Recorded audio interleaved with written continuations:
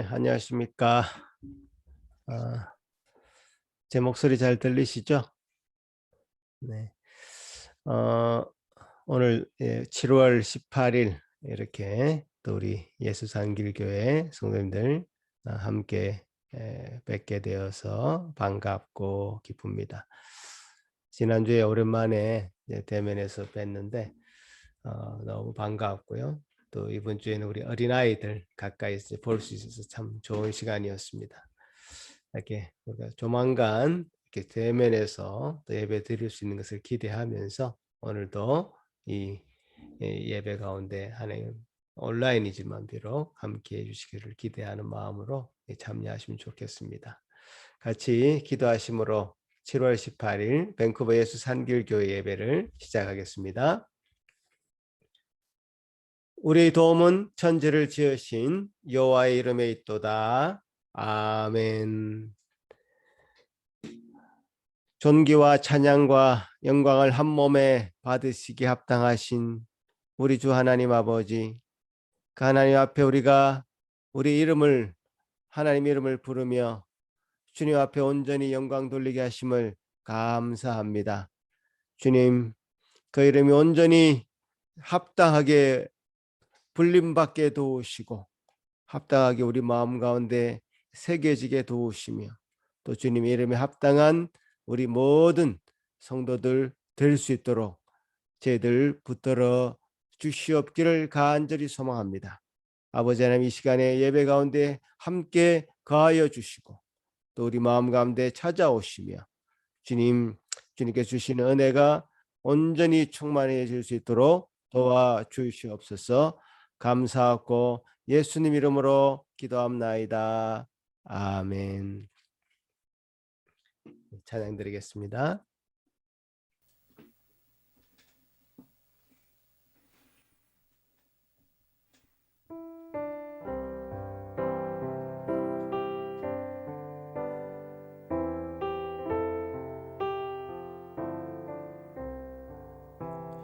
복의 근원 강림하사 찬송하게 하소서.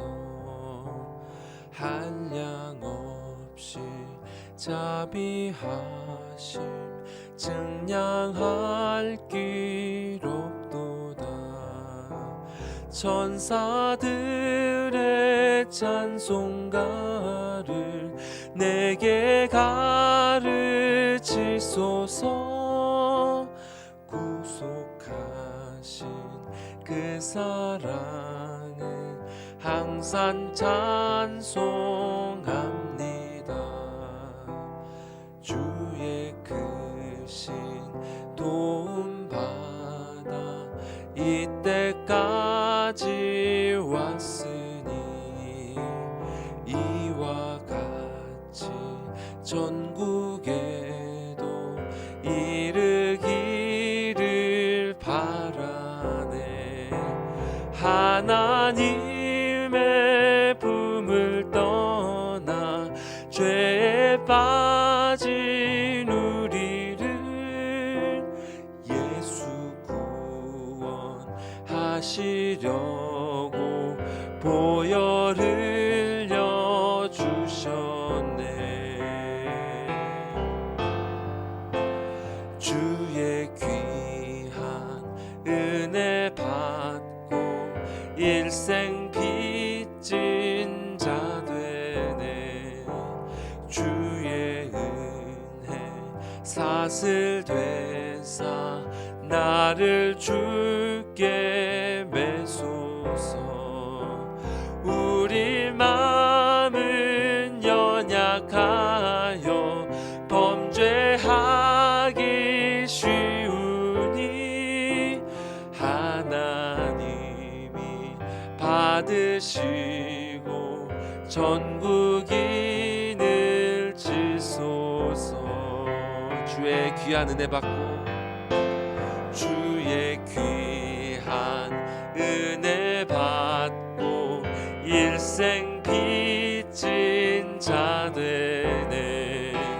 주의 은혜 사슬 되사 나를 주께 매소서. 우리 마음은 연약하여 범죄하기 쉬우니 하나님이 받으시고 전부기를 지소서. 아멘.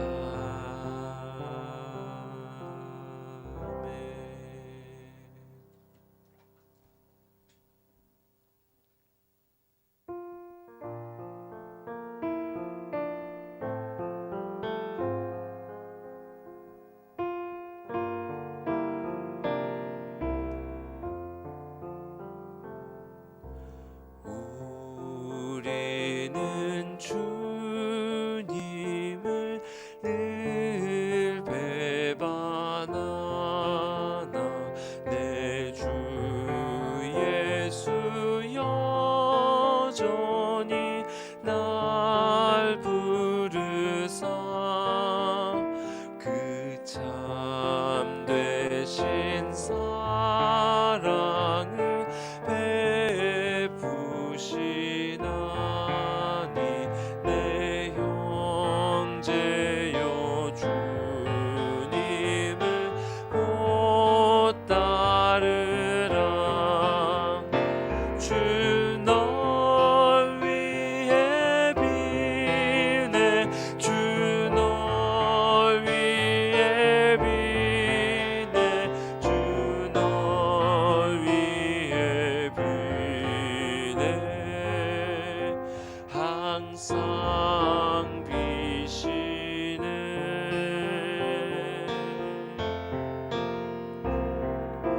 주께서 풍성한 은혜를 내려 내 영혼이 나날이 복받으니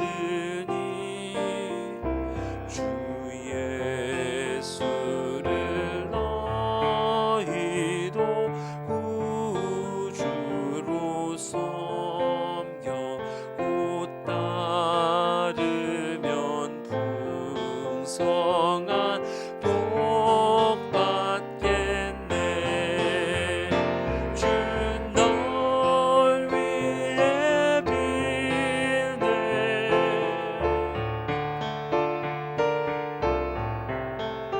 주 널 위해 비네 항상 비시네.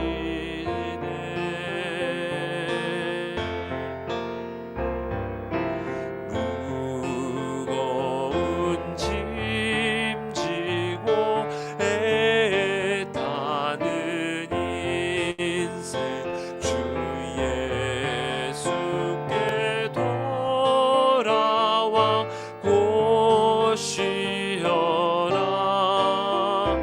내 주 예수 너희를 돌보실 때에 참 복락과 네가 넘치겠네.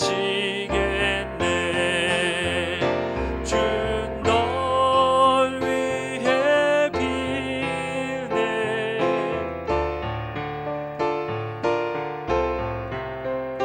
주 널 위해 비네 항상 비시네. 주 널 위해 비네 주 널 위해 비네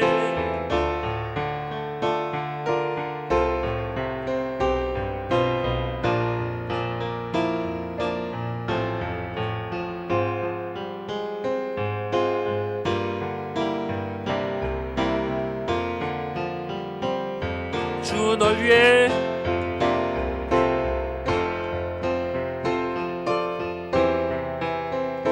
주 널 위해 비네 주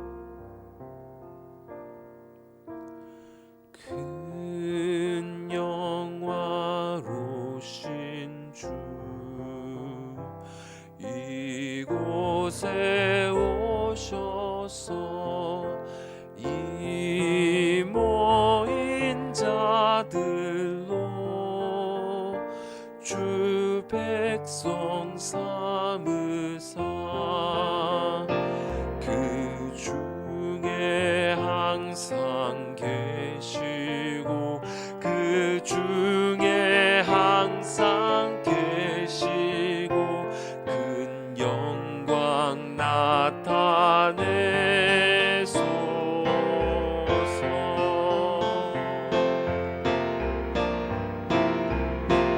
이 백성 기도와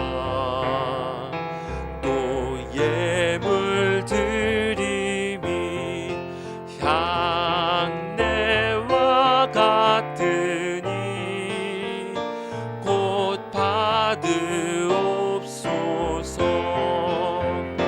주 예수 크신 복음을 주 예수 크신 복음을 만 백성 듣게 하소서.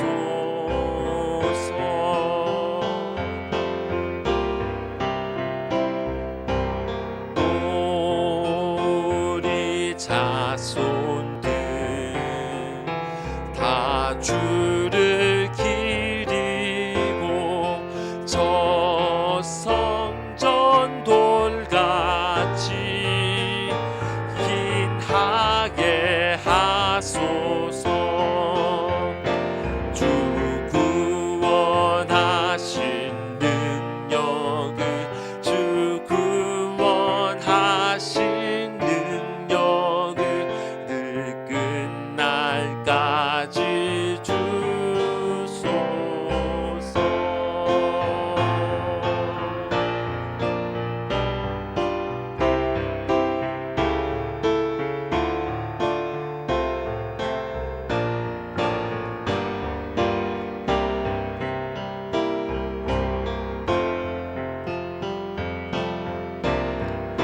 주 믿는 만민이 주 믿는 만미 참 진리 지키며 참 진리 지키며 옛 성도들 같이 주 찬송하다가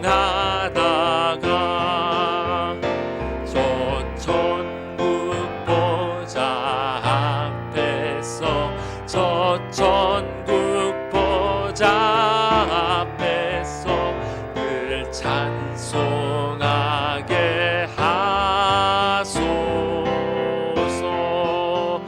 주 믿는 만민이 참 진리 지키며 주 믿는 만민이 참 진리 지키며 옛 성도들 같이 주 찬송하다가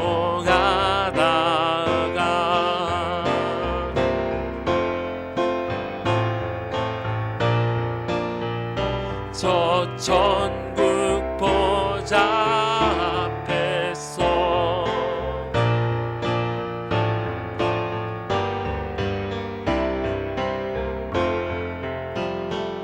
저 천국 보좌 앞에서 저 천국 보좌 앞에서 저 천국 보좌 앞에서 늘 찬송하게 하소서.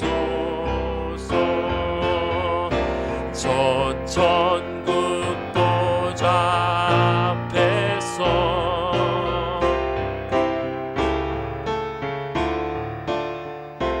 늘 찬송하게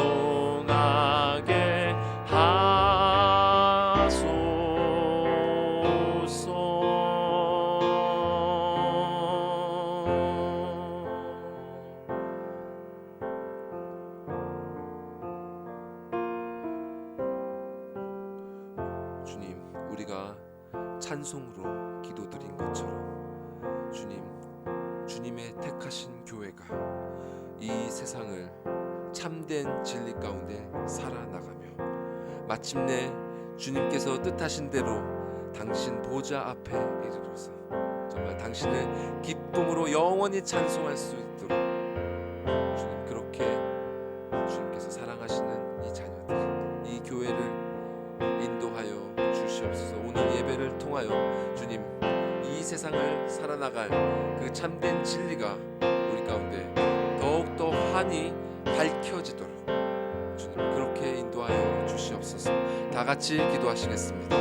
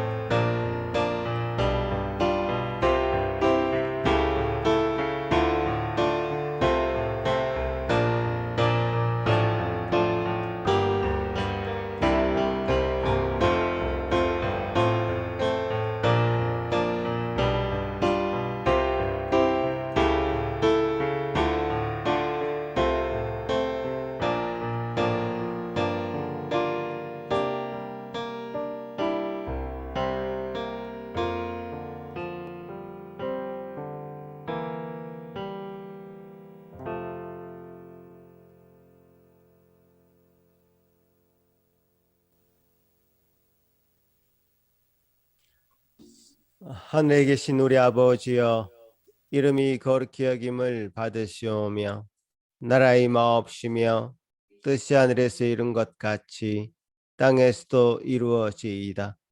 오늘날 우리에게 일용할 양식을 주옵시고 우리가 우리에게 죄 지은 자를 사하여 준 것 같이 우리 죄를 사하여 주옵시고 우리를 시험에 들게 하지 마옵시고 다만 악에서 구하옵소서. 대개 나라와 권세와 영광이 아버지께 영원히 있사옵나이다. 아멘. 시편 126편입니다.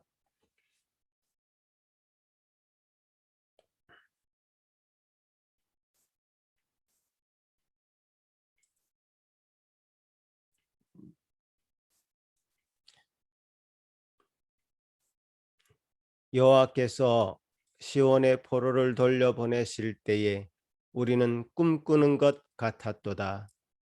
우리 입에는 웃음이 가득하고 우리 혀에는 찬양이 찼었도다.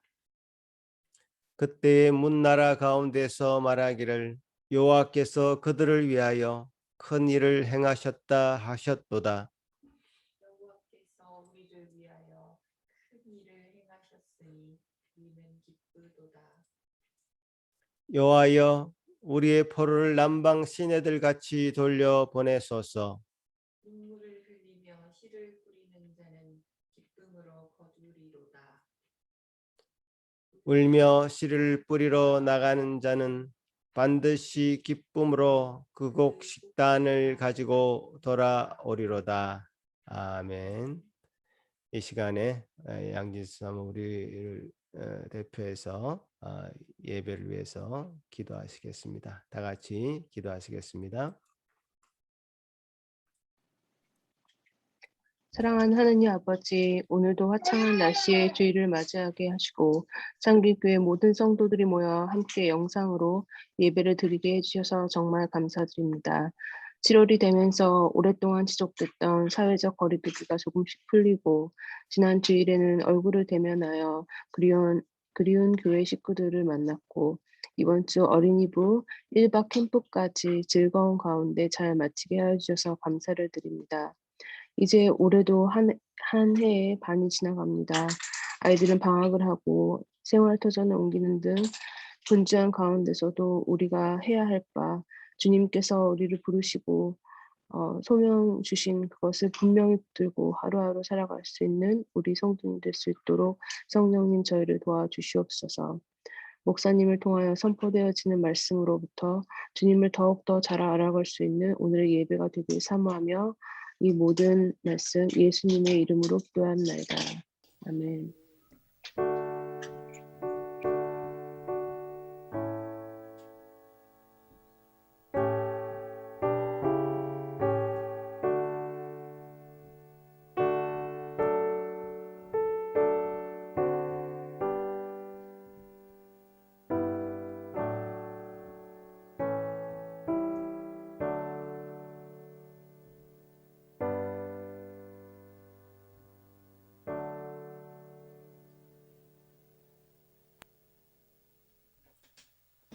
네, 오늘 우리에게 주신 하나님의 말씀은 창세기 37장 1절에서 11절 말씀입니다. 이 말씀도 한 절씩 저와 여러분이 교독하시겠습니다. 야곱이 가나안 땅 곧 그의 아버지가 거류하던 땅에 거주하였으니 야곱의 족보는 이러하니라. 요셉이 17세의 소년으로서 그의 형들과 함께 양을 칠 때에 그의 아버지의 아내들 비나와 실바의 아들들과 더불어 함께 있었더니 그가 그들의 잘못을 아버지에게 말하더라. 요셉은 노년에 얻은 아들이므로 이스라엘이 여러 아들들보다 그를 더 사랑하므로 그를 위하여 채색옷을 지었더니 그의 형들이 아버지가 형들보다 그를 더 사랑함을 보고 그를 미워하여 그에게 편안하게 말할 수 없었더라. 요셉이 꿈을 꾸고 자기 형들에게 말하매 그들이 그를 더욱 미워하였더라. 요셉이 그들에게 이르되 청하건대 내가 꾼 꿈을 들으시오. 우리가 밭에서 곡식단을 묶더니 내 단은 일어서고 당신들의 단은 내 단을 둘러서서 절하더이다. 그의 형들이 그에게 이르되 내가 참으로 우리의 왕이 되겠느냐 참으로 우리를 다스리게 되겠느냐 하고 그의 꿈과 그의 말로 말미암아 그를 더욱 미워하더니 요셉이 다시 꿈을 꾸고 그의 형들에게 말하여 이르되 내가 또 꿈을 꾼즉 해와 달과 11별이 내게 절하더이다 하니라. 그가 그의 꿈을 아버지와 형들에게 말하매 아버지가 그를 꾸짖고 그에게 이르되 내가 꾼 꿈이 무엇이냐 나와 내 어머니와 내 형들이 참으로 가서 땅에 엎드려 너에게 절하겠느냐. 그의 형들은 시기하되 그의 아버지는 그 말을 간직해 두었더라. 아멘. 이 시간에 우리 어린이들 먼저 나와서 하나님 말씀 듣도록 하겠습니다.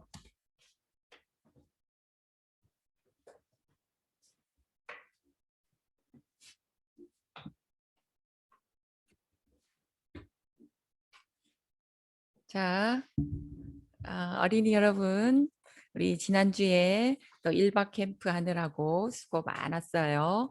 자, 오늘 우리 말씀 듣기 전에 또 우리 지난주에 우리 어린이들이 보내준 그림을 먼저 보면 우리 지난주 설교가 아마 생각날 것 같아요. 자, 우리 지난주는 이건 우리 주원이가 보내준 그림이에요. 베드로가 절대로 예수님을 부인하지 않겠다고 큰 소리 쳤지만 정말 예수님 말씀대로 3번이나 예수님을 부인하고 닭이 울자 자기의 잘못을 깨닫고 예수님께 하나님께 자기의 잘못을 회개하는 그런 그림이지요. 자, 그다음 그림은 이거 루다미가 아주 복잡하게 그려주었는데 대제사장이 보낸 무리들이 이제 예수님을 잡으러 오는 그런 그림이에요. 은돈 30개를 받고 가룟 유다가 예수님을 팔았지요. 그래서 이제 무기를 든 제사장의 무리들이 예수님을 붙잡아가는 그 밤의 그림이지요.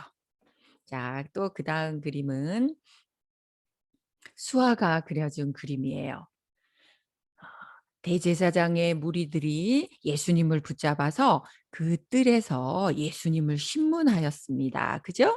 그때 걱정이 되어서 몰래 뒤따라온 베드로가 이제 불을 쬐면서 예수님이 어떻게 되시나 보고 있을 때에 그 무리 중에 한 여자가 불에 비친 당신의 얼굴을 보니까 혹시 당신도 예수님과 함께 있었던 그 사람 중에 한 명 아닌가요?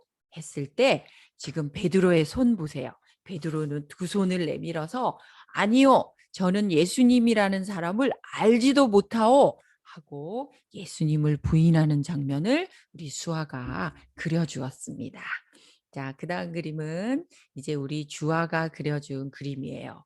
이 그림도 이제 밤중에 예수님을 붙잡으러 온 그 제사장의 무리들과 예수님이 만나는 그 장면을 우리 주아가 그려주었어요. 하늘에는 별이 떠 있고, 그죠? 이제 예수님은 가룟 유다가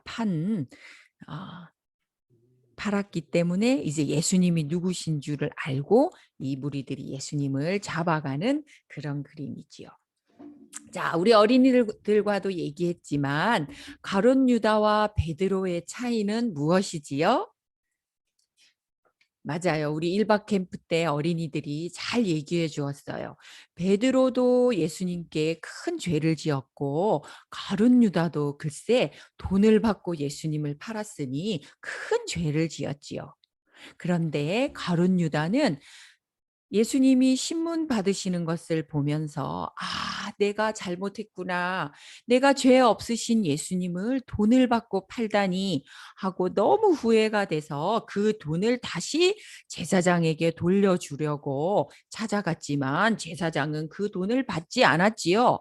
그랬을 때 가룟 유다는 너무 후회가 되어서 자기의 죄가 생각나서 기도한 것이 아니라 너무 괴로워서 그 죄를 자기가 해결하려고 하다가 자기의 목숨을 끊는 그런 정말 안타까운 죽음을 맞이하게 되었고요.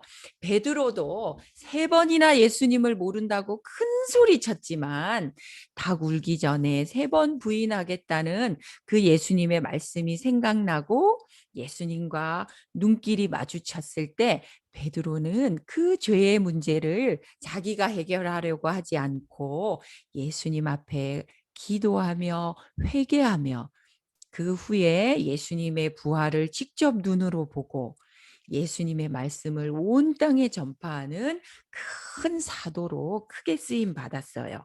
맞아요. 우리의 죄는 우리가 절대로 해결할 수 없어요. 우리가 하나님 없이는 예수님 없이는 절대로 살아갈 수 없지요. 여러분, 우리 지난주에 또 들었던 말씀 중에 다윗 왕은 어땠을까요? 다윗은 왕이니까 하나님 없이 살아갈 수 있었나요? 맞아요. 아니에요.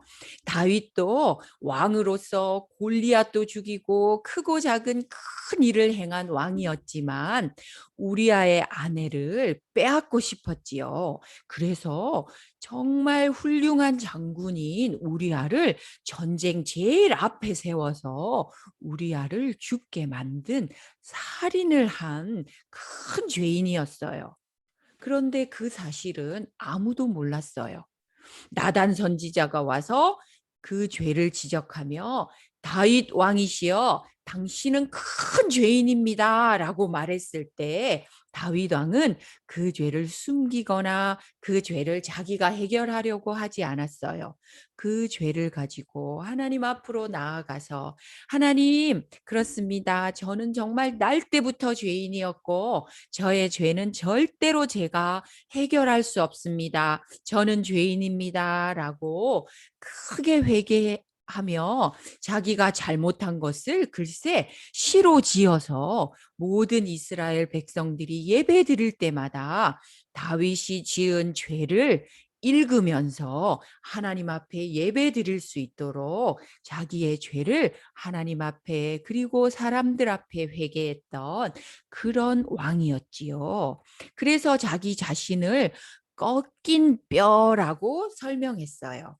저는 하나님께서 저의 죄를 지적하시면서 저의 죄를 뼈를 꺾은 것처럼 이제 저는 하나님 앞에 홀로 살 수 없습니다. 하나님께서 저와 함께 하시지 않으면 저는 하나님 앞에 살아갈 수 없습니다. 라고 고백한 그런 왕이 다윗이었어요.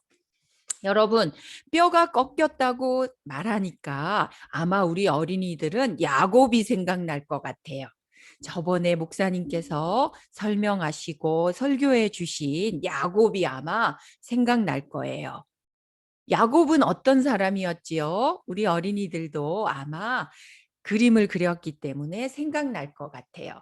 야곱은 태어날 때부터 형의 뒤꿈치를 잡고 태어났고 또 붉은 팥죽으로 첫째 자리에 아들이 너무너무 탐이 나서 그 죽 한 그릇으로 형을 속였고요. 나이 많아 눈이 보이지 않는 아버지 이삭을 속여서 형 에서가 받아야 하는 모든 복을 살짝 가로챈 정말 속이기를 잘하는 그런 사람이었지요. 야곱은 화가 나서 펄쩍펄쩍 뛰는 형 에서를 피해서 외삼촌 라반의 집으로 도망가던 그날 밤에 하나님은 베델에서 야곱을 만나 주셨지요. 야곱아, 내가 하늘의 별처럼 바다의 모래처럼 너를 나의 백성으로 삼아서 복을 이루는 큰 민족을 이루는 내가 그 사람으로 너를 사용할게. 내가 언제나 너와 함께 있을게라고 하나님께서 약속해 주셨지요. 그런데 야곱은 그 약속을 잊어버렸는지 20년 동안이나 라반의 집에서 살아갈 때에도 라반이 자기를 엄청 속이고 7번이나 속이고 20년 동안 종처럼 살아갈 때에도 하나님이 생각 안 난 것 같았어요. 드디어 20년 후에 이제 형 에서를 만나야 되겠다라고 큰 재산을 가지고 형 에서를 찾아가던 그날 밤 야복 강가에서 모든 재산과 자기 가족을 다 저 건너편으로 보내고 혼자 남아 있었던 그 외로운 밤에 야곱은 또 생각했어요. 어떻게 하면 형 에서를 화 안 나게 할 수 있을까? 먼저 내 양을 형에게 선물로 줄까? 그리고 내 가족을 먼저 형에게 보여줄까? 나는 제일 마지막에 형이 화가 잘 풀린 다음에 나타나면 어떨까? 그날 밤도 또 형을 속일 생각으로 이 생각 저 생각하고 있던 그때에 어떤 사람이 나타나서 야곱과 씨름하기 시작했어요. 지기 싫어하던 야곱은 그 사람과 함께 밤새도록 씨름했지요. 자기 힘으로 이겨보려고요. 지는 게 정말 싫었거든요. 그 사람은 하나님이었어요. 하나님은 아셨어요. 이 야곱이 아직도 자기의 꾀로 잘 속여서 자기의 힘대로 살아가려고 했던 것을 안 하나님은 어떻게 하셨지요? 맞아요. 뼈를 꺾으셨지요. 하나님은 허벅지 관절, 그 엉덩이 뼈를 살짝 치기만 했는데 야곱의 뼈가 꺾이고 말았어요. 야곱은 그때부터 쩔뚝쩔뚝 절름파리처럼 살아갈 수밖에 없었지만 야곱도 깨달았어요. 아, 그렇구나. 내 인생의 가장 큰 문제는 나는 에서형을 만나는 게 가장 큰 문제라고 생각했는데, 아, 이제 알았다. 하나님께서 내 뼈를 꺾으시니까 이제야 알았구나. 맞아. 나는 형이 문제가 아니라 하나님 없이도 살 수 있겠다라고 생각한 내가 문제였구나. 하나님, 이제는 저가 깨달았어요. 저는 쩔뚝쩔뚝 살아가는 한이 있더라도 하나님 당신을 놓치면 저는 절대로 살아갈 수가 없어요. 그것을 깨닫는 순간 그 꺾인 뼈를 가지고 야곱은 하나님을 붙잡았어요. 당신이 저에게 복을 주시지 않으면, 저는 당신을 만나지 않으면 저의 인생은 아무 의미가 없어요. 하나님 저에게 복을 주세요 라고 말했을 때 하나님께서는 야곱아, 너는 평생 동안 나를 속이며 살았지만 그래, 너가 이제 나를 이겼구나. 이제 내가 너의 이름을 야곱 대신에 이스라엘로 불러줄게. 너는 나를 이겼어 라고 말했어요. 정말 이겼을까요? 아니지요. 하나님을 이기는 사람은 없어요. 그런데 우리가 하나님 앞에서 하나님과 함께 살고자 할 때 하나님은 우리에게 저 주시는 분이시지요. 십자가에서 예수님이 우리를 위해서 죽으신 것 말이에요. 그것은 마치 예수님이 우리를 위해서 져주신 것 같지만 져주신 게 아니지요. 이제 예수 그리스도를 믿는 너희들이 이겼어. 내가 이제는 너의 평생에 너와 함께하고 너를 천국 백성으로 삼아 줄 거야라고 하나님께서 약속하신 것처럼 말이에요. 오늘 말씀은요. 이 속이고 속이던 야곱이 이스라엘로 바뀌어서 아들을 12명이나 낳았어요. 그 11번째 아들 누구지요? 맞아요. 요셉이라는 그 사람의 이야기를 이제는 사모님이 어린이들에게 할 차례가 되었어요. 요셉은 또 어떤 사람이었을까요? 정말 착하고 예수님 없이 하나님 없이 살아갈 수 있는 그런 사람이었을까요? 아니에요. 성경에 그런 사람은 아무도 없어요. 성경에는요, 이상하리만큼 우리가 죄짓고 속이고 거짓말하고 다윗이 우리아를 죽이고 했던 그런 내용들을 하나도 빠짐없이 다 기록하고 있어요. 다윗이 정말 창피할 텐데도 말이에요. 성경은요, 우리가 성공한 사람들의 이야기를 적어 놓은 책이 결코 아니에요. 성공한 사람은 이 세상에 아무도 없거든요. 그러면 성경은 어떤 책이지요? 그렇게 속이고 죽이고 거짓말하고 예수님을 모른다고 말하던 그런 모든 사람들이 맞아요.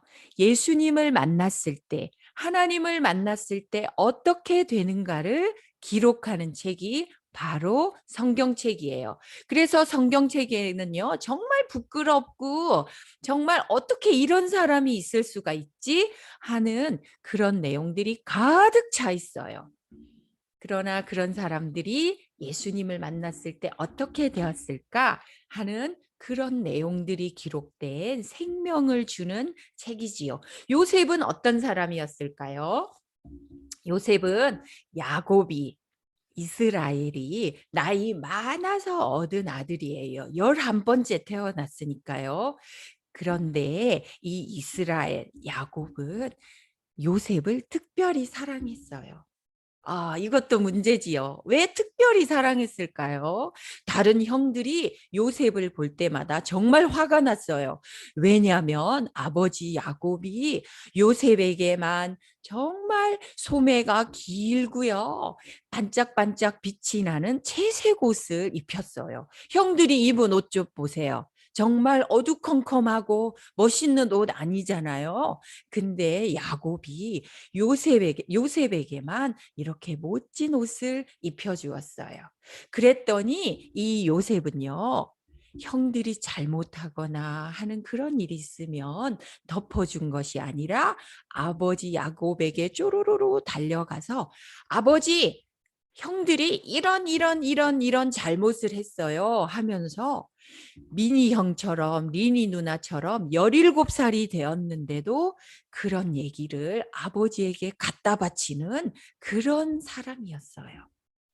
어느 날 요셉이 꿈을 꾸었어요. 그 꿈은 글쎄요.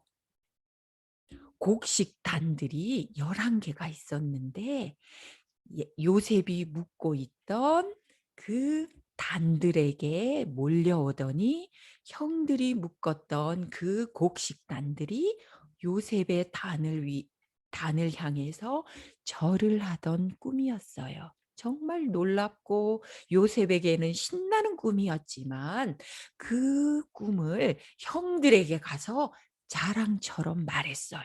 형들, 나는 이런 꿈을 꾸었답니다. 형들이 묵던 단들이 저에게 달려와서 절을 하던 꿈이었는걸요? 라고 말했어요.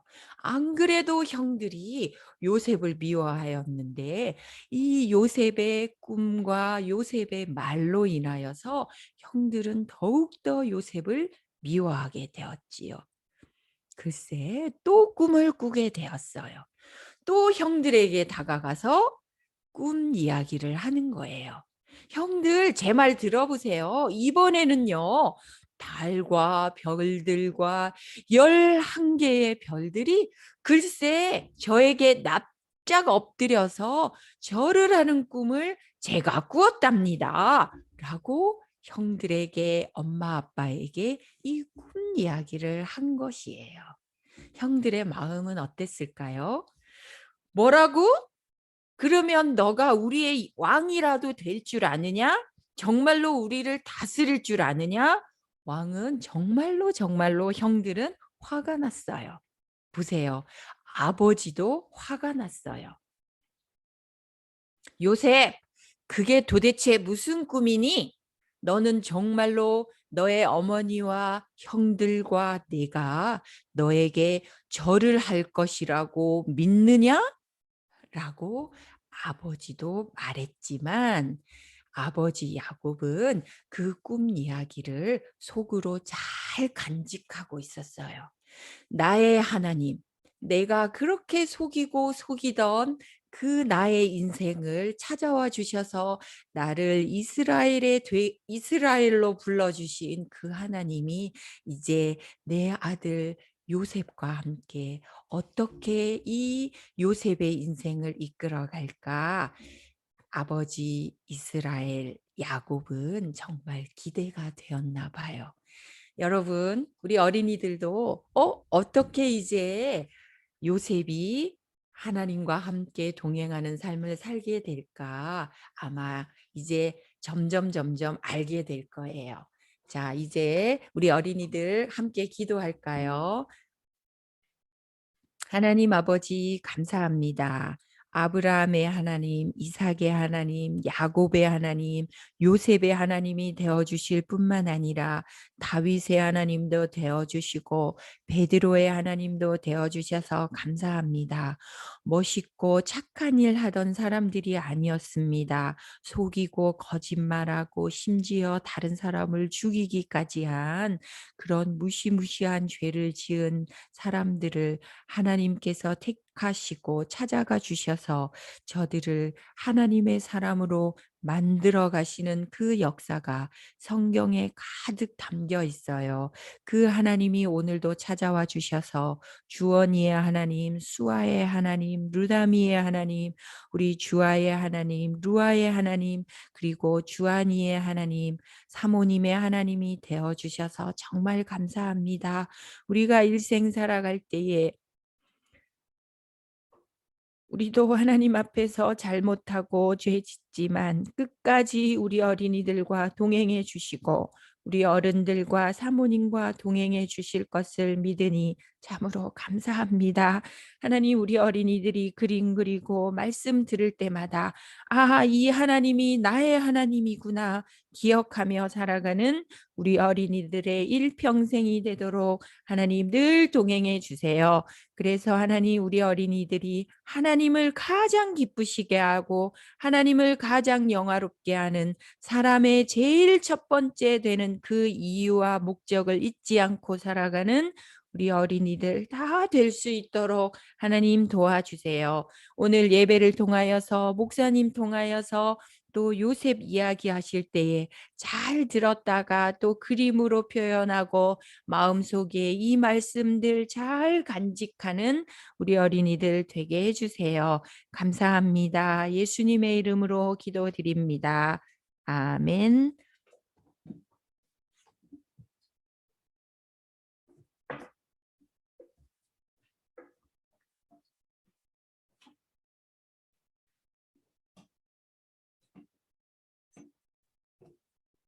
예, 이제 우리 어린 여러분들 말씀 잘 들었죠?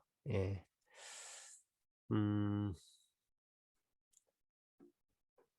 이 창세기의 이야기를 이제 전체적으로 요약적으로 하자면 세 인물로 요약할 수 있습니다. 그죠? 아브라함, 이삭, 야곱, 나중에 이스라엘이 되는 야곱. 이 세 인물로 참 요약할 수 있는 구조가 이 창세기의 구조입니다. 소위 이제 족장 시대라 해서 이제 족장으로 불리는 자들이었고 전체적으로 그들의 삶이 어떻게 전개되는가가 이 창세기 전체의 스토리 라인입니다. 첫 번째 인물이 아브라함이었는데 아브라함은 그 부르심을 따라서 믿음으로 순종한 자, 갈 바를 알지 못하고 믿음으로 고향 친척 집을 떠난 그래서 가나안으로 간 그 인물입니다. 그야말로 믿음의 시작이고 믿음의 조상이다 이렇게 할 수 있습니다. 자, 그 두 번째 인물은 이삭이죠. 이삭. 자, 그의 출생은 너무나 자연적인 출생이 아니었습니다. 자연적인 출생으로는 설명이 되지 않았죠. 출산할 가능성이 없는 사라의 몸에서 태어났죠. 그래서 제가 그때 마치 그 일은 예수님이 니고데모에게 물과 성령으로 거듭나야 한다는 말씀을 하신 것처럼 이삭의 출생은 마치 성령을 따라 난 자다 이렇게 여김받았습니다. 약속을 따라 난 자다. 이제 그의 출생으로 인해서 아브라함의 자손은 이삭으로 결정되었고요. 이스마엘이나 또 그두라의 자식들은 다 이 가나안에서 땅에서 이제 멀어졌습니다. 나갈 수밖에 없었죠. 그래서 이 세 번째 인물은 야곱입니다. 이 야곱은 주권적인 선택이 무엇인지 우리에게 분명히 보여주었죠. 그가 태어나기도 전에 선과 악을 알기도 전에 이미 선택이 되었다. 그렇게 성경에 기록하고 있고요. 선택된 그를 부르시고 또 그 하나님이 그 선택된 그를 만나시고 그 앞에 이제 무릎 꿇게 하시는 역사, 그 은혜를 통해서 참 하나님의 참 백성이 되도록 하셨습니다. 자, 이 세 사람의 이 족장을 통해서 이제 하나님 나라가 이제 세워지는데요. 그 하나님 세워진 그 하나님 나라의 질서는 어떤 세상과는 전혀 다른 방식으로 세워지고 경영되어졌습니다. 어떤 세 가지 원리가 있는 것 같습니다. 이 하나님의 나라라고 하는 그 하나님 나라의 어떤 경영의 원리라는 것은 첫 번째, 하나님 나라는 세상의 그 어떤 사람이나 법 체계가 아니라 하나님의 주권, 하나님의 주권이 지배하는 나라, 하나님이 직접 통치하시는 나라, 그 나라가 하나님의 나라다라고 하는 원리죠. 두 번째는 그 하나님 나라의 백성들은 어떤 자연적인 출생이나 어떤 육적인 것으로 되어지는 것이 아니라 영적인 출생으로만 시작된다라는 것을 우리에게 알려주고 있습니다. 또 세 번째는 이 하나님의 나라는 지혜와 힘과 능력이 아니라 은혜로 주어지는 것이고 또 그렇게 백성이 되어지는 것이며 그렇게 되어진 그 백성들은 그 인생의 과정 속에서 하나님을 진정으로 만남으로 하나님을 진정 만남으로 열매 맺어진다. 이런 원리들이 이 세 사람의 족장을 통해서 보여준 하나님의 나라의 모습이고 또 원리였습니다. 이 아브라함과 이삭, 야곱으로 이어진 이 선택의 역사는 그 야곱에 와서 종결됩니다. 그죠? 그래서 이 야곱의 12아들은 이스라엘의 족장이 되고 조상이 되고요. 또 야곱의 이름이 이스라엘로 바뀌었는데 이 이스라엘이라는 이름은 그저 한 개인의 이름이 아니라 어떻게 됩니까? 이스라엘 민족, 나라의 이름이 되고요. 그 이스라엘이라는 민족의 이름, 나라의 이름은 정확하게 하나님 나라를 표현해 주는 용어가 되었습니다. 그래서 하나님이 에서가 아니라 야곱을 선택하셨다고 하는 것은 정확하게 말하자면 이스라엘 민족이 선택되었다는 그런 의미죠. 그래서 이스라엘 민족이 선택되어서 하나님 나라라는 것을 보여주는 그런 것이 구약의 역사입니다. 37장 오늘 본문 37장으로 시작되는 이 요셉 이야기는 제가 지난번에 말씀드린 대로 이 야곱의 역사의 일부분입니다. 그죠? 그러나 이 요셉이 차지하는 독특한 역할이 이 이스라엘 역사 가운데, 즉 하나님의 나라의 역사 가운데 있습니다. 오늘 그 부분을 보게 될 텐데요. 그러니까 아브라함부터 시작되는 그 이스라엘의 역사가 예수 그리스도까지 그 족보가 쭉 이어집니다. 여러분 잘 아시죠? 아브라함부터 시작돼서 이삭, 야곱 쭉 이어지는 그 역사 가운데 제일 마지막에는 예수 그리스도가 나오십니다. 그런데 이 야곱, 아브라함, 이삭, 야곱 다음에 요셉이 아니라 사실은 유다입니다. 유다. 넷째 아들인 유다가 그 예수 그리스도의 족보의 선상에 있죠. 근데 오늘 이 요셉이라는 인물이 이제 등장하는 그 이유가 있다는 사실입니다. 유다가 이제 야곱 다음에 이어지는 예수 그리스도의 족보 선상에 있는데, 그래서 창세기 38장을 보시면 그 유다의 이야기가 뜬금없이 등장합니다. 유다가 그 아들들이 죽었는데 어떻게 그 아들들이 유다의 족보가 끊기지 않고 예수 그리스도에게까지 이어지는가가 38장에 뜬금없이 기록이 됩니다. 바로 이제 그 유다가 그 예수 그리스도의 족보에 있다는 사실을 성세기에서 이제 38장에서 약간 언급하고 있죠. 자, 어쨌든 선택의 역사가 이 야곱에서 완성되고 나서 아주 길게 이어지는 이 요셉의 이야기는 그죠? 요셉의 개인의 이야기가 아니라 전체 그림을 볼 때 하나님의 나라가 이제 완성되고, 그 완성된 하나님의 나라가 온전히 어떻게 보존되어지는가가 그 다음 얘기거든요. 그 어떻게 보존하느냐, 그때 아주 중요하게 사용되는 인물이 바로 요셉이라는 것입니다. 그 야곱까지 굉장히 치열하게 누가 이 하나님의 나라를 이어받아서 상속할 것인가라고 하는 문제에 성경이 굉장히 관심을 가졌습니다. 그런데 그 일이 야곱, 이스라엘로 일단락되고 나서는 그 다음에 요셉이 등장하는 겁니다.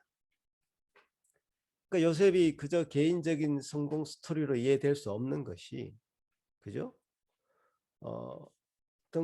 완성된 그 하나님의 나라가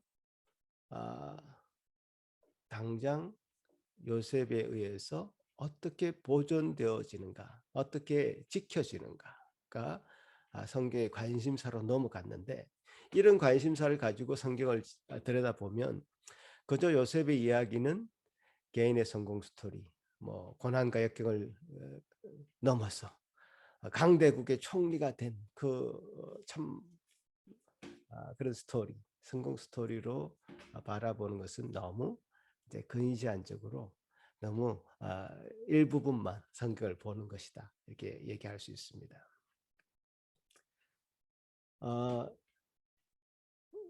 요셉이 등장한 이 역사, 요셉이 등장해서 어떻게 하나님의 나라가 지켜지는가의 그 역사는 사실 요셉이 창세기 45장 5절에 스스로 얘기하고 있습니다.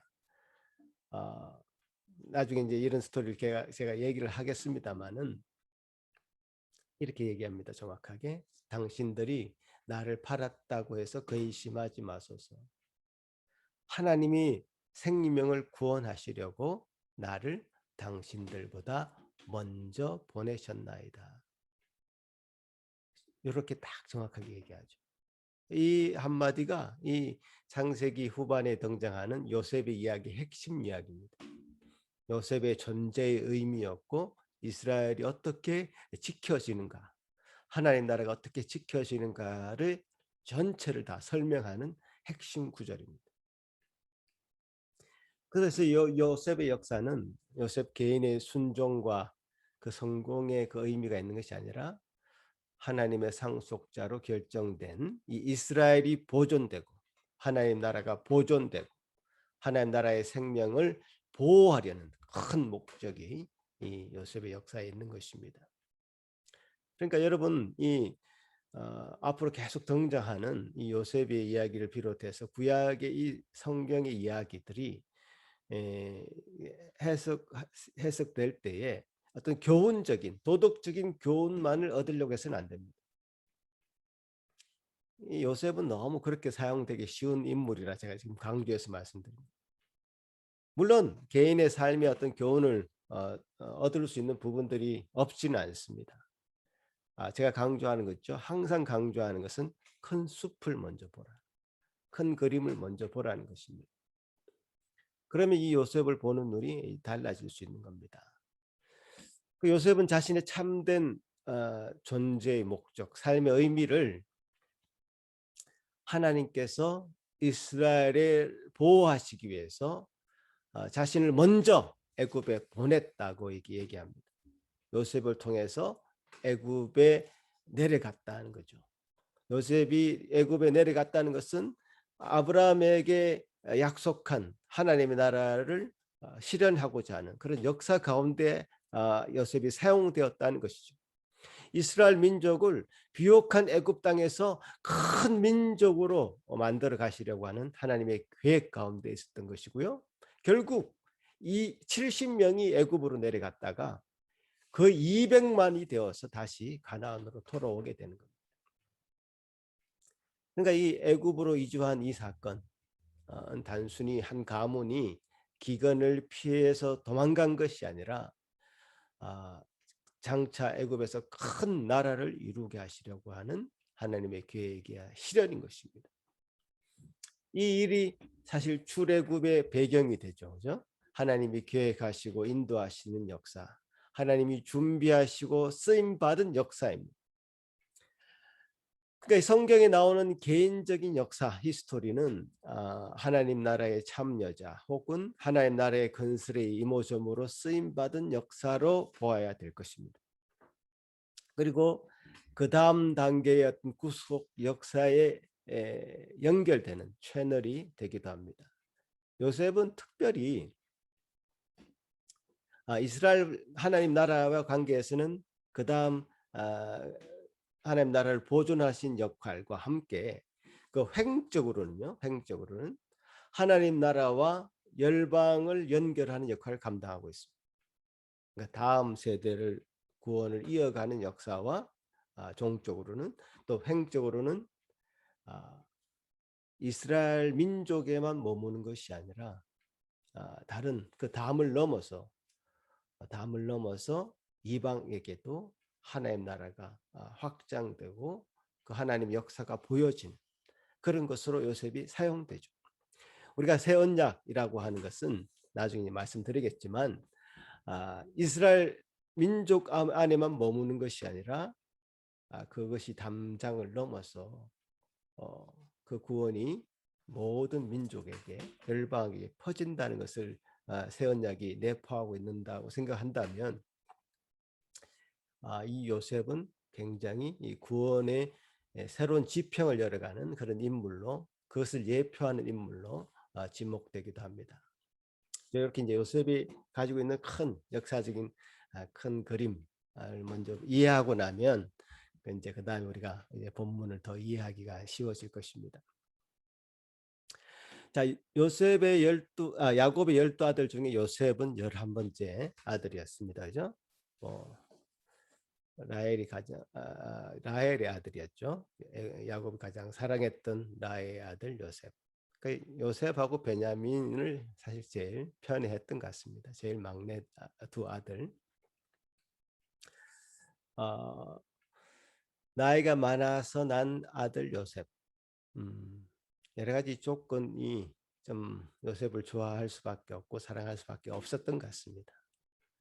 요셉의 형들은 참 여러 가지 편애의 피해자들이 될 수밖에 없었던 것 같고요. 그래서 요셉을 미워할 수밖에 없었습니다. 참 바람 잘 날이 없었을 것 같습니다. 요셉을 참 죽이도록 미워할 수밖에 없는 그런 사건들, 꿈을 꾼 사건들입니다. 요셉이 꿈을 꾼 것 형들에게 그대로 얘기했습니다. 곡식단이 자기에게 절하더라. 또 해와 달과 별들이 자기에게 절하더라. 자, 이런 이야기를 참 요셉은 좀 스스럼 없이 했습니다. 형들이 정말 자신이 가지고 있는 그 증오, 분노를 않을 수밖에 감출 수 없는 그런 폭발할 수밖에 없는 불씨를 사실 요셉이 지폈습니다. 그런데 우리가 지금 김 빠지는 이야기지만 이 이야기 결론을 우리가 잘 알잖아요. 이 이야기 결론을 잘 아는 저로서는 이 요셉의 이야기가 그저 요셉의 스스로가 꾼 꿈을 이야기한 것이 아니다라는 것을 알게 되죠. 요셉도 이 꿈의 의미를 스스로도 잘 몰랐고 야곱도 몰랐고 그 형들은 더더욱 몰랐는데 요셉도 스스로 이 꿈의 의미를 잘 몰랐는데 성경의 결말을 알고 있는 저희들로서는 이 꿈이 실현되잖아요. 그래서 이 꿈이 실현되는 것을 우리가 잘 알고 있는 자로서는 저희들로서는 이 꿈은 그냥 예사 꿈이 아니구나. 하나님의 계시가 담겨져 있는 꿈이구나. 그래서 이 야곱이 자신의 마음에 그 꿈을 두었다는 것은 그 계시의 일부분을 야곱도 어느 정도는 인식하고 있었을 것이다 이렇게 예측할 수 있습니다. 그렇지만 요셉이 그 꿈으로 인해서 형들은 분노할 수밖에 없었고 요셉을 죽이거나 혹은 애굽에 팔아 넘길 수 있는 조건이 되었습니다. 자, 요셉이 그렇게 애굽으로 팔려가지 않았다면요, 야곱과 그 가족들 70명은 다 죽을 처지에 놓일 수밖에 없었습니다. 지금 요셉은 요셉대로 또 그 형들은 그 형들대로 어떤 자신의 특별한 역할, 그 시대의 특별한 역할을 하나님의 계획 가운데 하고 있는 것으로 보입니다. 자, 이게 큰 그림을 우리가 알고 있기 때문에 우리가 좀 쉽게 웃으면서 이 장면을 얘기할 수 있는지 모르겠습니다만 현실로 그것이 닥쳐졌을 때는 굉장히 심각한 문제였죠. 어떻게 자기 동생을 죽이려고 생각합니까? 그죠? 그만큼 이 정오심이라는 것이, 분노라는 것이 아주 그 마음을 컨트롤할 수 없었습니다. 그 사람이 누구라도 이 요셉을 밉게 보일 거고 그런 것이 우리 현실이었죠. 또 그것이 아무리 현실이다 하더라도 요셉의 형들이 가지고 있었던 그 분노는 참으로 도가 지나친 것이다 말하지 않을 수 없습니다. 철없는 어린 동생이 꿈꾼 것을 말하는 것을 듣고는 웃어 넘길 수 있는 그런 위인들이 못 되었던 것은 사실입니다. 생각해 보십시오. 이게 사람을 죽일 일입니까? 어린 동생이 꿈을 꿔서 자기에게 얘기했다고 해서 그것도 철없이 하는 것처럼 보이는 그 말에 참 경로해가지고 사람을 죽일 만한 그런 일이냐 말이에요. 그것도 형제를 죽일 만한 일입니까? 그것도 아버지가 가장 사랑하는 아들을 죽여서 아버지를 슬프게 만드는 일을 하겠다는 거 아닙니까 지금? 이게 참 이 부분이 굉장히 이 사건에서 참 미스터리한 부분이에요. 어떻게 이게 죽일 생각을 했을까? 동생을. 인간이 얼마나 악할 수 있는가를 사실 이 부분에서 또 우리가 볼 수 있는 거죠. 얼마나 악이 격렬해질 수 있으며 잔인해질 수 있으며 또 그 악은 우리 스스로 조절할 수 없는 것임을 이 형들이 우리에게 보여주고 있다고 봅니다. 문제는 이 형들도 하나님 나라를 상속받은 자로서 이스라엘의 믿음의 조상들이 되는 택함 받은 자들이었다는 것을 안다면 더더욱 놀랄 일이죠. 예. 보십시오. 우리가 다윗 왕조차도 그 악의 영향력을 피해갈 수 없었잖아요. 과공할 만한 위력이 그 악에게는 있는 것이죠. 선택받은 자라는 것은 악을 행하지 않는 자들이 아닙니다. 악이 차지하고 있는 그 비율과 영향력은 신자나 불신자나 다르지 않습니다. 하지만 그 악의 실체를 알고 그 죄악 앞에서 자신이 한없이 불쌍한 자임을 고백하고 용서해 주실 것을 구하는 그 마음이 있는 자는 신자들인 것이죠. 그 신자들의 마음에는 하나님의 은혜가 있고요, 은총이 있는 것이죠. 똑같은 상황에서 불신자들은 자신의 모습을 하나님 앞에 그대로 내어놓을 수 없습니다. 결국 하나님은 그 악한 마음을 품은 형들을 사용하셔서 요셉을 애굽에 돈을 받고 팔아버리게 되고요. 또 애굽으로 가게 된 그 요셉으로 인해서 그 형들의 목숨은 부지할 수 있었다. 이 스토리를 우리가 무엇으로 설명할 수 있습니까? 요셉의 고백대로 당신들의 목숨을 구하기 위해서, 당신들의 생명을 보존하기 위해서 하나님이 나를 미리 보내었다라고 밖에 설명할 수 없습니다. 그리고 이 요셉이 꾼 꿈에 대해서 꿈꾸는 자 요셉 이렇게 해서 꿈을 어떤 비전, 드림 이런 것이 아닙니다. 그러니까 자신의 소원과 갈망을 비전이나 드림이다 이렇게 얘기하는 것 같은데요. 요셉은 자기 스스로가 이런 꿈을 막 꾼 그런 자가 아니고 꿈을 꾸게 하신 거죠, 하나님. 자기 스스로가 형들에게 저를 받고자 해서 이 꿈을 꾼 게 아니라 그것이 자기의 갈망이 아니라 진정한 꿈이라는 것은 하나님의 뜻을 이루어 드리는 것이 꿈입니다. 이게 야망이라는 것과 하나님이 주시는 꿈이라는 것은 종이 한 장 차이처럼 분간이 잘 안 될 수도 있습니다. 그죠? 결국 우리 인생이 다 끝나서 그것이 판가름 날 수밖에 없을 것 같기도 합니다. 하나님의 꿈을 이루어 드리기 위해서 살았는지 아니면 자신의 야망을 이루기 위해서 살았는지 그때가 돼서 판가름 날 수도 있습니다. 그만큼 어려운 문제죠. 무엇이 하나님의 꿈이고 무엇이 자신의 야망이냐. 요셉으로부터 한 가지 맥락을 짚을 수 있는 것은 하나님 우리를 통해서 이루시고자 하는 그 꿈은 세상에서 손가락질하고 욕할지라도 바보 같다는 소리를 들을지라도 그 꿈을 말하고 그 꿈 앞에 자신이 선다는 사실입니다.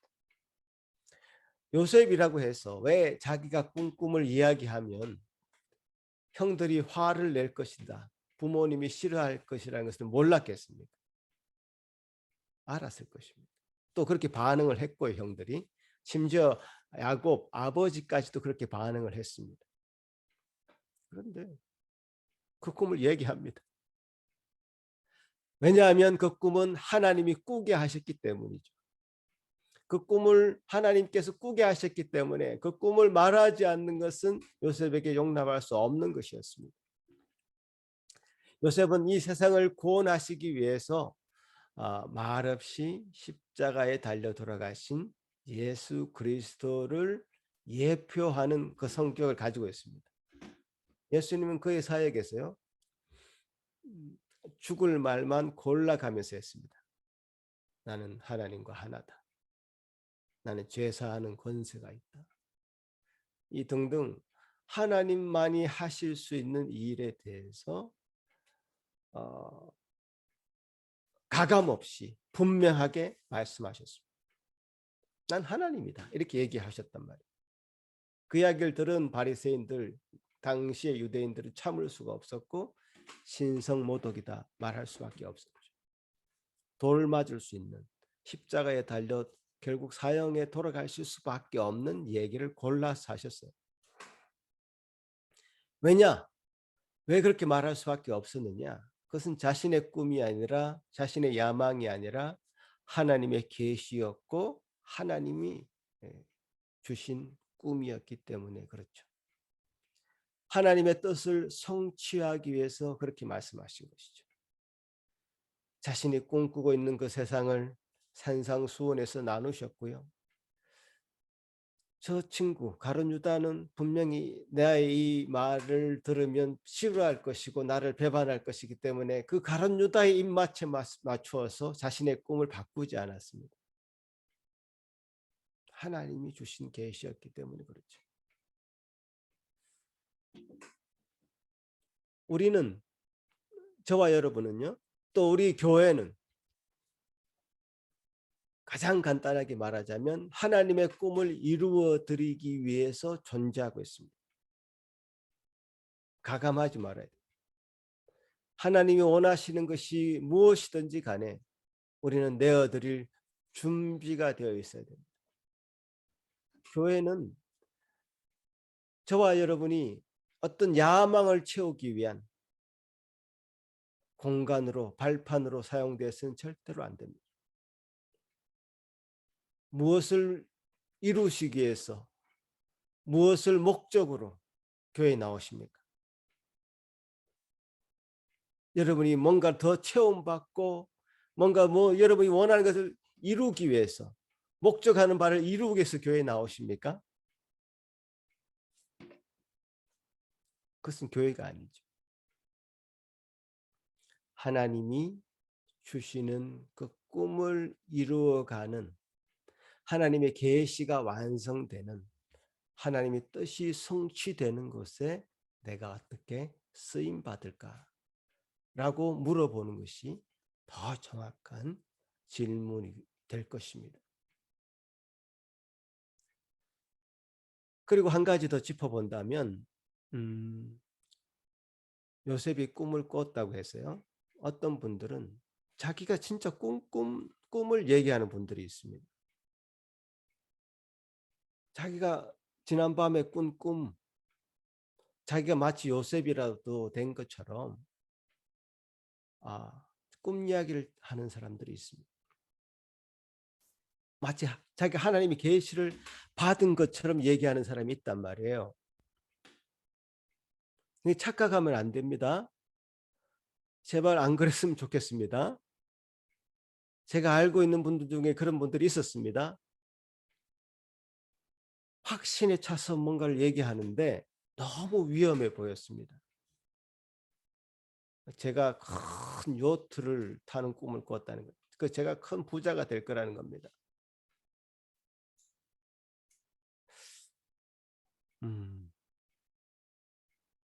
이런 말에 현혹되는 사람도 많습니다. 그건 정말 현혹이고 자기 기만이고 자기가 뭔가 영적으로 교만한 상태에 빠져 있는 것이고 그렇습니다. 하나님의 계시로서 요셉이 지금 특별하게 요셉의 꿈이 사용되고 있는 것이지, 우리가 지금 꾸는 꿈하고 이 요셉의 꿈을 똑같이 생각하면 절대로 안 됩니다. 우리가 지금 꾸는 꿈은 우리의 심리의 상태가 반영된 심리적인 표현일 뿐이죠. 지금 성경에 나오는 꿈 이야기나 여러 이제 성경의 어떤 하나님께서 그 계시를 완성해 나가기 위해서, 하나님의 뜻을 성취해 나가기 위해서 특별히 사용되는 어떤 것들이 있습니다. 그걸 일반화할 수는 없는 거예요. 구분이 필요합니다, 여러분. 하나님은 그 시대의 그 장소에서 하나님의 계시의 매개체로 사용되는 특별한 것들이 있었습니다. 심지어 동물들도 있고요. 어떤 천체도 있고요. 자연도 있고 그렇습니다. 구약 성경을 읽을 때 굉장히 조심해야 되는 부분이죠. 지금은 그런 모든 계시가 성경 계시로 이 완성이 되었습니다. 그래서 지금 우리가 믿을 수 있는 것은 이 성경 계시 하나뿐이죠. 성경 계시를 통해서 말씀을 통해서 하나님 계시가 다 포함되어 있고 하나님 계시가 그 안에 다 기록되어 있어서 그 계시를 하나님 계신 성경을 통해서 우리가 하나님을 알아가고 하나님의 뜻을 이해해가는 것이지 일반적인 자연 현상을 이용한 계시는 굉장히 특별한 시대에 특별한 방식으로 하나님 우리에게 주신 것입니다. 그렇게 성경을 보지 않으면 굉장히 헷갈릴 수 있습니다, 여러분. 심지어 많은 사람들이 이런 자신의 꿈 가지고 얘기하는 걸 내가 들었는데 현혹되면 안 됩니다. 그렇게 쉽게 현혹될 수 있는 부분이기 때문에 제가 이렇게 말씀드리고요. 일반화해서 적용하지 않기를 바라는 마음입니다. 제 말씀을 정리하자면 성경 계시 하나님의 말씀을 통해서 우리는 하나님이 이 세상을 어떻게 운행해 가실 것인가, 이끌어 가실 것인가 그런 원리들을 자꾸 발견하게 됩니다. 아브라함, 이삭, 야곱 이 족장들을 통해서 하나님 나라가 이제 완성되어 가고 그것이 이제 이스라엘 민족에만 머무는 것이 아니라 열방에게 넓혀져 갈 것이라는 것을 요셉의 이야기를 통해서 이제 보여주는 것이죠. 요셉이 그래서 예수 그리스도를 예표하고 있다는 사실을 예수 그리스도의 모습을 구약적으로 보여주고 있다는 사실을 기억하면 될 것입니다. 그래서 하나님 나라, 즉 이 교회, 하나님 나라는 이제 다른 말로 하자면 이 교회입니다. 교회를 어떻게 해서든지 하나님은 지킬 것이다. 이 요셉 이야기를 통해서 우리가 분명히 알아야 되는 하나님은 어떻게 해서든지 이 하나님 나라, 이 교회를 보존해 갈 것이다. 어떤 방식으로 지켜가야 될 것인지 성경은 계속 우리에게 보여주고 있는데 오늘날도 그것은 유효합니다. 그래서 결국은 새 예루살렘과 새 땅을 이 땅 가운데 새 하늘과 새 땅을 우리에게 보여주시면서 예수 그리스도가 다시 이 땅에 오실 때에는 그 하나님 나라가 완성되게 될 것인데 결국 승리하게 될 것인데 그 과정 가운데 결국 하나님은 이 땅에 하나님 나라를 지켜가실 것인데 그 지켜가는 하나님 나라에 요셉이 사용된 것이고요. 우리 모두가 그렇게 사용되게 될 것임을 말씀해 주시는 겁니다. 이런 말씀 가운데 여러분 마음의 안정과 평안을 유지하시고 그런 마음 상태로 신앙생활에 더 정진하시는 저와 여러분이 되시기를 간절히 바라는 것입니다. 기도하시겠습니다. 하나님 아버지 감사합니다. 오늘 우리에게 주신 이 말씀을 통해서 우리가 어떻게 이 땅 가운데 하루하루 살아야 될 것인가 라는 분명한 문제를 좀 놓고 기도하게 하시고 또 생각하게 하시고 또 좀 우리가 그렇게 살아갈 수 있음을 다시 한번 확인하게 해주셔서 감사합니다. 주님, 하나님 나라는 이 교회에는 결코 무너지지 않는 하나님의 손에 달려있는 하나님께서 친히 이끌어 가시는 그런 것임을 우리가 다시 한번 새깁니다. 도와주시옵소서. 그렇게 또 우리가 하나님 나라를 보존해 가는데 잘 사용되어지는 그런 한 사람 한 사람, 성도 한 사람 한 사람 다 드릴 수 있도록 도와주시옵소서. 감사하고 예수님 이름으로 기도합나이다. 아멘. 사도신경으로 우리의 신앙을 고백하겠습니다. 전능하사 천지를 만드신 하나님 아버지를 내가 믿사오며 그 외아들 우리 주 예수 그리스도를 믿사오니 이는 성령으로 잉태하사 동정녀 마리아에게 나시고 본디오 빌라도에게 고난을 받으시고 십자가에 못 박혀 죽으시고 장사한 지 사흘 만에 죽은 자 가운데서 다시 살아나시며 하늘에 오르사 전능하신 하나님 우편에 앉아 계시다가 저리로서 산자와 죽은 자를 심판하러 오시리라. 성령을 믿사오며 거룩한 공예와 성도가 서로 교통하는 것과 죄를 사하여 주시는 것과 몸이 다시 사는 것과 영원히 사는 것을 믿사옵나이다. 아멘. 네, 찬양 드리겠습니다.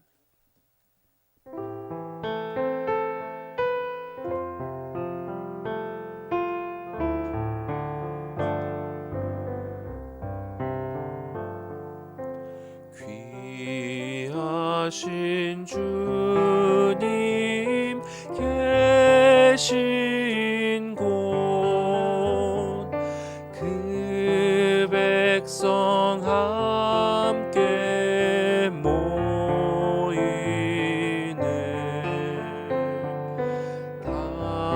함께 주를 만나니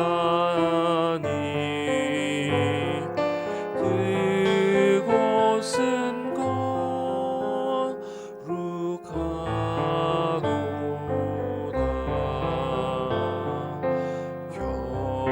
겸손한 사람 마음에 주 항상 같이 계셔서 외로움 없게 하시고 천국에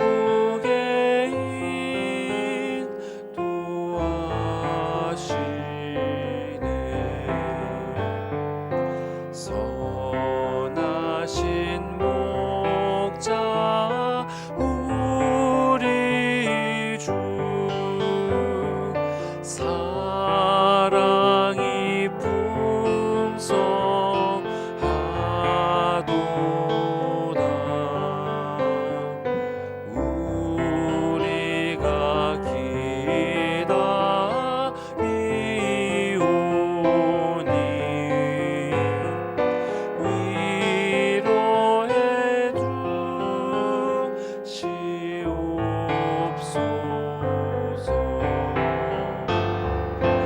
그 거룩하신 주 앞에 간절히 기도 드리니 어두운 즉시 밝아져 큰 영광 보게 하소서 아멘.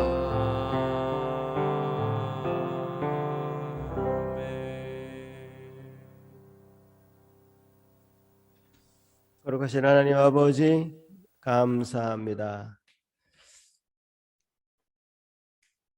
아버지 하나님 은혜를 이 시간 또 좀 기대하고 이 자리에 참여한 모든 주의 백성들 한량없는 은혜로 허락하시고 또 말씀 가운데 역사하여 주시고 주님 진정으로 하나님 나라를 사모하며 하나님 나라가 보존되어지는데 잘 또 쓰임받고 참여하는 모든 주의 백성들 되게 하여 주옵소서.